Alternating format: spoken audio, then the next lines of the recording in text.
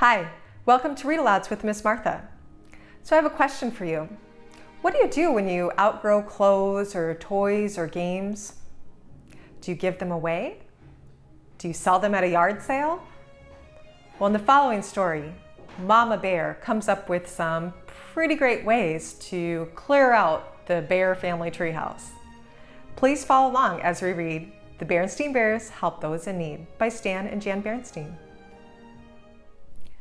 The Berenstain Bears Think of Those in Need by Stan and Jan Berenstain.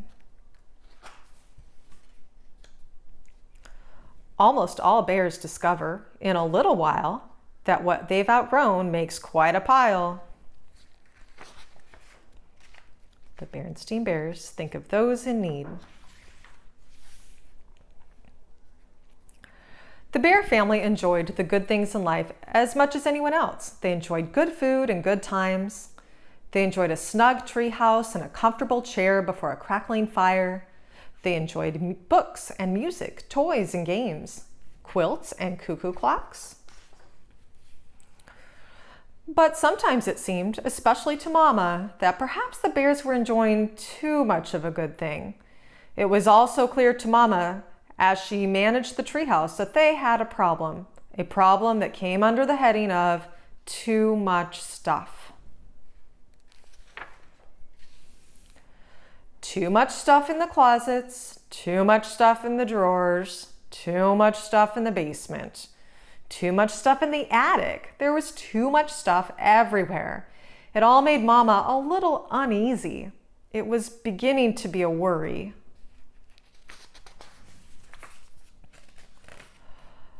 Papa thought there was a too much stuff problem too, but he was more annoyed than worried. Annoyed about a Fast Wheels car that Brother had left on the stairs and about a squeaky duck that Sister had left in the bathtub. Squeak! But there was much more on Mama's mind than Fast Wheels, cars, and squeaky ducks. What was beginning to worry her was that they had so much while some others had so little.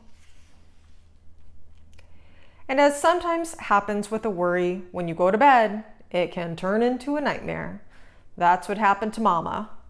Too much stuff, too much stuff. One night she dreamed of all their stuff came to life and poured out of every drawer and closet and nook and cranny in the treehouse, chanting, "Too much stuff, too much stuff."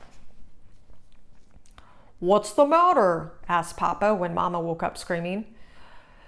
"It was just a dream, my dear," Mama said. But though it was just a dream, she knew what she had to do. The next morning at breakfast, she made an announcement. "This family," she said firmly, "has altogether too much stuff. It's time to get rid of some of it." "Stuff?" said Brother. "What sort of stuff?" "Stuff like dolls with no heads," Mama said. "Broken airplane models, old puzzles, games that nobody plays." "And Fast Wheels cars on the stairs and squeaky ducks in the bathtub," chimed in Papa. "Now wait a minute," protested Sister. "That's all our stuff. What about some of your stuff?" "My stuff?" said Papa. "Like what?"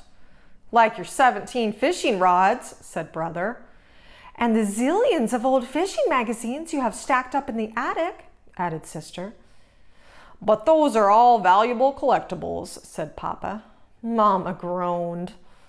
"Look who's groaning," said Papa. "What about those shelves and shelves of old cookbooks you never look at, and those bits of yarn and cloth you're never going to use?"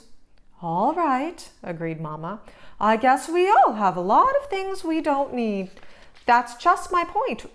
What should we do with it all?" The Bear family thought for a moment. "Hey," said Brother, "let's have a yard sale and make a fortune." "Yeah, great idea," agreed Sister and Papa.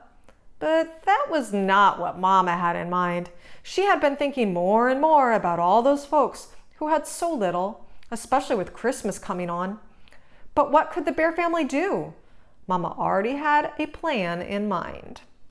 First, she had Papa and the cubs go through all their stuff and make 3 piles. In one pile were things like old board games and puzzles. In another, all their forgotten but still good toys and sporting goods.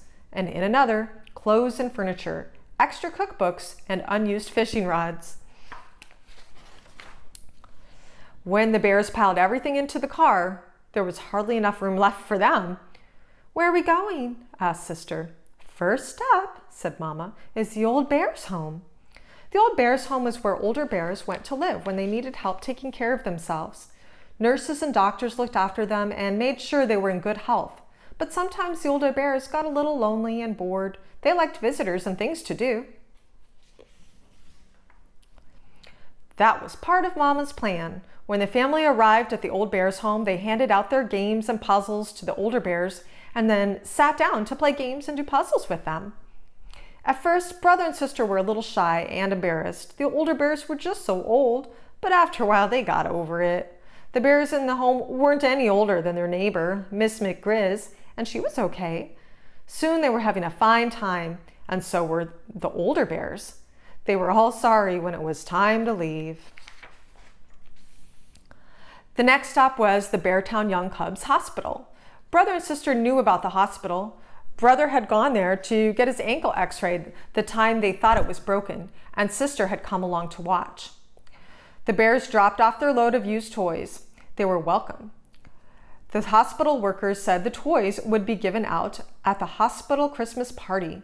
On their way out, they saw a young bear in a wheelchair with his leg in a big cast. They were glad they had brought the toys. He looked as if he could use some cheering up. Their last stop was the Beartown Bears Who Care store.